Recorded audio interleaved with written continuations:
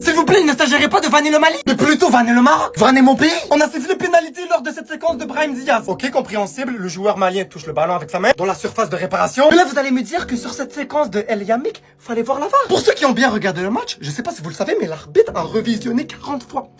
40 fois les images, à savoir s'il y a penalty ou pas concernant le tacle de El Yamik. Pour moi, c'est une singerie. Et ce qui est embêtant dans cette séquence, c'est que oui, selon moi, il y a penalty parce que voilà, il y a main. Mais cet après-midi, quand il y avait l'Égypte versus Afrique du Sud, on n'a pas sifflé penalty pour l'Afrique du Sud, sachant que c'est la même sorte de main. Il y a un truc qui ne va pas dans cette canne en fait. Sommes-nous avantagés et de loin par rapport aux autres pays? Y a-t-il un mépris ou des conséquences que nous voulons donner auprès des pays africains de couleur noire? Parce que c'est ça le message que vous envoyez à la FIFA. Un message de dévalorisation, de défavorisation auprès des pays africains. Quant à mon pays, le Maroc, on a été pourris. Nous n'avons pas joué avec une telle performance comme si nous étions les Brésiliens d'Afrique. Si je retiens une seule chose de positif dans ce match, c'est clairement Mahamadou Doumbia, numéro 8 qui à l'âge de 21 ans a osé grailler l'effectif marocain aujourd'hui. Pourquoi dans ce match entre l'Afrique du Sud et l'Égypte, l'arbitre n'accorde pas de pénalty après cette situation et ici, entre le Maroc et le Mali, l'arbitre donne un pénalty pour les Marocains? Expliquez-moi. Où est l'équité? Où est l'égalité? Et je vous dis réellement ma pensée. Je suis beaucoup plus outré, catastrophé du fait de ne pas avoir vu l'Afrique du Sud avoir un pénalty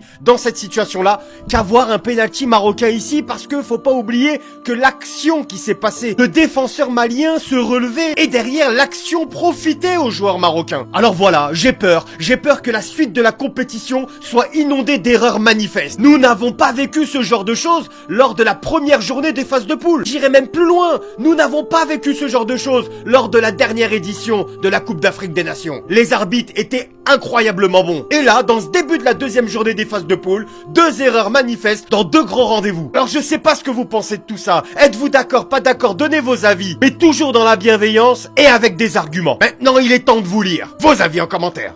On va pas se mentir, dans cette CAN, il y a une seule chose qui manque. Parce qu'il y a tout. Il y a les infrastructures, les pelouses, le niveau de jeu. Tout est excellent, sauf les arbitres. Parce que dans ce match Maroc-Mali, l'arbitre il était complètement à l'envers. Il siffle pénalty sur cette main. Involontaire, on peut dire qu'il y a pénalty. On peut avoir une certaine cohérence dans l'arbitrage. Pourquoi il n'y a pas eu main sur cette action litigieuse égyptienne?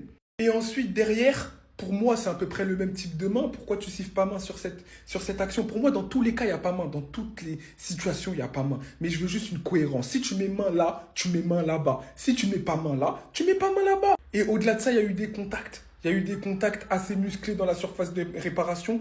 Encore une fois, je le répète, je ne suis pas en train de dire qu'il y a un arbitrage maison ou quoi que ce soit.